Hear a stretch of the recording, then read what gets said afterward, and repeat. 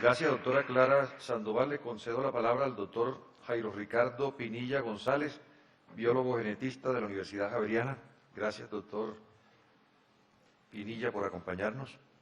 En primer lugar, un sentido de gratitud y aprecio a la honorable Corte por haber tenido bien que un biólogo genetista que trabaja en el campo de la bioética a nivel de investigación se dirija y que los argumentos que se presentan puedan servir de alguna manera de interés. Voy a dividir la intervención en dos partes. La primera, tratando de presentar la posición personal con respecto a los fallos de la Corte sobre el tema que nos ocupa, haciendo una precisión indiscutiblemente que me parece fundamental para que la Corte vea las interpretaciones que, por ejemplo, hacemos los que nos dedicamos a las ciencias básicas y a las ciencias positivas y empírico-analíticas. En segundo lugar, trataré de presentar argumentos por los cuales considero que el tema, como ha sido abordado, ha sido un tema que no responde a las necesidades y a los intereses del pueblo colombiano. Voy a tratar de sostener que el problema que se está tratando aquí no solamente es un problema jurídico, no solamente es un problema del derecho, es un problema que involucra a todas las disciplinas y no puede dejar absolutamente a nadie por fuera. Cuando usted habla con la gente afuera de la calle común y corriente, no tiene idea de lo que está pasando aquí y no entiende absolutamente nada. De manera tal que me parece que hay un problema de información y de formación y de metodología como se ha abordado este problema. Entonces paso a fijar la posición. La Corte Constitucional, como tribunal de cierre en nuestro país, ostenta el encargo de ser intérprete autorizado de la Constitución Política y el máximo garante de los derechos fundamentales que le asisten a los ciudadanos. De ahí que su competencia, al margen de acción en los problemas jurídicos que se somete a su estudio, constituye uno de los pilares más sólidos de su legitimidad y una barrera infranqueable que garantiza el funcionamiento del sistema. No en vano, la Corte Constitucional, en todas sus providencias, sin excepción, a la par de la definición del problema jurídico, dedica breves pero importantes líneas a precisar las facultades que tiene su supuesto hecho en particular. La providencia que da origen a esta convocatoria no se apartó de esta dinámica, pues en ella la Corte fue enfática en señalar que su rol dentro de un problema jurídico como el planteado se suscribía a garantizar que las parejas del mismo sexo tuvieran dentro del ordenamiento jurídico, abro comillas, la misma posibilidad de escoger entre varias alternativas, cierro comillas, al momento de construir una familia. Como ocurre con las parejas heterosexuales, lo cual implica únicamente la protección del derecho fundamental, pero no significa que la Corte se arrogue la competencia para legislar, modificando el instituto del matrimonio o creando uno nuevo, pues es claro que para esto no ostenta dicha competencia. En este orden, y luego de reconocer la complejidad del problema que aboca la Corte, recopilar los precedentes más relevantes, realizar las precisiones esenciales en cuanto al concepto de familia, citar la experiencia internacional en la materia, precisar que si bien algunas discusiones jurídicas complejas pueden tener un arraigo semántico que tal vez pareciera irrelevante, pero que no puede perderse de vista, así como de dar cuenta del proceso paulatino que se vive en nuestro país sobre temas tan difíciles como este, concluye sin ambages y en clara coherencia con sus presidentes que, abro comillas, la decisión acerca de la opción que está llamada a garantizar la existencia de la posibilidad de adoptar en el caso de parejas homosexuales decididas a conformar una familia y su desarrollo concreto, no le atañe a la Corte Constitucional, sino al Congreso de la República, entre otras razones, porque fuera de ser el foro democrático por excelencia, además de la faceta de derechos, la familia es la institución básica y el núcleo fundamental de la sociedad, y su trascendencia social impone su protección mediante medidas que el órgano representativo está llamado a adoptar, con límites que pueden provenir del componente de derechos inherente a la familia, a sus miembros individualmente considerados. Cierro comillas. La Corte Constitucional sí fijó una postura contundente al ratificar que es al legislador al que le corresponde la definición del modelo contractual que permita avanzar en el déficit de la posibilidad que hoy ostentan las parejas del mismo sexo para formalizar sus uniones, pero dejando claro que no se encuentra inhabilitada para decidir cuál vía, ni imponer el mecanismo que será empleado con este fin. Pues en eso existe un órgano natural, instituido en la Constitución, que como guardiana de la Constitución política debe reivindicar y reconocerlo. De lo contrario, estaría ella misma vulnerando el pacto que le corresponde, que es garantizar y del cual deriva su legitimidad en el ordenamiento jurídico colombiano. Tal como lo señala de manera enfática la Corte, la experiencia internacional demuestra en importantes casos que han sido los congresos o el parlamento de los países en los que han avanzado en la configuración de un marco normativo en caso como el que nos ocupa, cumpliendo los tribunales constitucionales con su verdadero rol de entes de control una vez ha sido proferida la ley por el órgano competente, lo cual no reviste ninguna vulneración de derechos esenciales de las parejas del mismo sexo.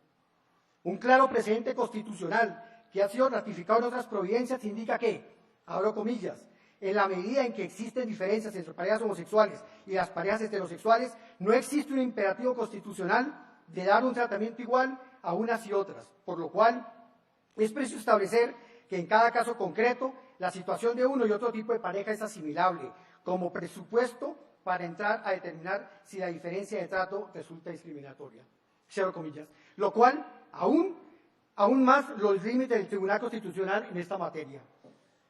Adicionalmente, si se tiene en cuenta que el señalamiento de si la unión será matrimonio u otro contrato que no ha sido también una opción válida a nivel internacional, es claro, como lo ha dicho la Corte, el debate no puede reducirse, abro comillas, a un aspecto tan puntual como la constitución de la familia, porque cada una de esas figuras jurídicas comprende un elevado número de materias regulables, así como un número de relaciones jurídicas proyectadas en distintas áreas del ordenamiento, más allá del derecho civil y del derecho general, cierro comillas. Todas estas consideraciones citadas en precedencia permiten advertir la existencia de límites infranqueables que nuestro tribunal de cierre debe observar con rigor. Si se espera avanzar en un proceso que fortalezca la institucionalidad, máxime cuando es claro que el debate ha dejado de lado algunos aspectos que permitió formular en las siguientes tesis. Voy a formularlo como lo hacían los clásicos en la academia, no con proposiciones sino con tesis. Primera tesis. El matrimonio entre parejas del mismo sexo no solo es un problema jurídico, es un problema complejo que exige un abordaje interdisciplinar y cuya solución es eminentemente transdisciplinar. Esto no se entiende de las disciplinas, trasciende las disciplinas porque es insuficiente las disciplinas para resolver problemas como este y los que están por debajo de una ley de esta. Segundo, si se acepta que el matrimonio entre parejas del mismo sexo no es solo un problema jurídico, entonces se puede afirmar que es necesario acudir a otras epistemologías, a otras estrategias metodológicas y no solamente jurídicas. Tercero, la tesis, además de ser justas, las leyes, además de ser justas, deben ser legales y legítimas para que ejerzan su adecuada función pedagógica, que les es propia y asegurar de esta manera su debido cumplimiento. Conseguir la legitimidad es un grave problema teórico y es un grave problema práctico. Aquí quiero traer una cita justamente de Diego Gracia, que pertenece al Parlamento Europeo en temas como estos. Las normas afectan, por lo general, negativamente a todos los ciudadanos a los que, sin embargo, se les ha negado la posibilidad de tomar parte activa en su creación. Estos ciudadanos tienden a pensar por ello mismo que tales leyes están faltas de verdad y legitimidad, dado que no han podido intervenir en su elaboración todos ellos a quienes afecta, ni directa, ni indirectamente, ni a través de los representados directamente. De ahí la cada vez mayor insistencia en que las legislaciones tienen un grave defecto de legitimidad y que el principio básico para considerar legitimidad una norma no puede ser el de que haya sido aprobada por los ciudadanos de un Estado, sino por todos aquellos a que vaya a ser directa o indirectamente afectados por la citada norma. Se trata entonces de un proceso de legitimación del poder político y de sus leyes distinto a todos los descritos con anterioridad. Si el principio de legitimidad se sitúa en la participación de todos los afectados en la elaboración de las normas, hay que procurar que todos ellos, o al menos la gran mayoría, puedan participar activamente en este proceso. De ahí la importancia de la democracia participativa. Diego Gracia. Cuarta tesis. El lenguaje juega un papel mediador en todo proceso complejo. En consecuencia, es necesario evitar la agresión verbal, la manipulación, la falta de rigor en el lenguaje y la falta de la precisión conceptual. No todo cabe, no todo puede, no todo vale. La quinta tesis dice: no basta asegurar que el conocimiento sea positivo para que su aplicación sea necesariamente buena. Hay conocimiento positivo que ha sido mal aplicado y que ha tenido consecuencias nefastas. Eso nos lo ha enseñado la historia de la humanidad. Todo conocimiento es positivo y sin embargo su aplicación no puede serlo. Incluso puede ser perversa. En consecuencia, desde estas catástrofes que ha habido la humanidad, deja enseñanzas que no podemos repetir. Séptima tesis. Toda la acción debe estar pensada examinando las consecuencias tanto para generaciones presentes como las generaciones futuras. En consecuencia, es necesario examinar si vamos camino hacia la construcción de una nueva era o vamos a reinventar la humanidad. Pregunto, señores magistrados, ¿tenemos respuestas a preguntas como cómo se afecta la política de la familia con esta ley? ¿Qué consecuencias trae para la sociedad? ¿Cómo se afecta a las futuras generaciones? ¿Cómo se relaciona esto con las técnicas de la reproducción asistida? ¿Cómo se relaciona esto con las técnicas de la reproducción artificial? Tenemos las respuestas, está la legislación, no está, pues los países que no tuvieron, no previeron, hoy están metidos en unos problemas jurídicos terribles, porque no han podido resolver eso. Última tesis. Si aceptamos los tres principios sobre los cuales iniciar la construcción de la nueva era, entonces tenemos que avanzar primero en una pedagogía constitucional, hacia una democracia deliberativa, como plantea Amy Goodman, como plantea Diego Gracia, porque solamente aquella persona formada e informada puede tomar decisiones racionales, razonables y prudentes. Está claro que toda ley, una vez que empieza a aplicarse, cambia la forma de pensar de las personas. Si cambia la forma de pensar, cambian sus formas de actuación, cambian sus formas de existir.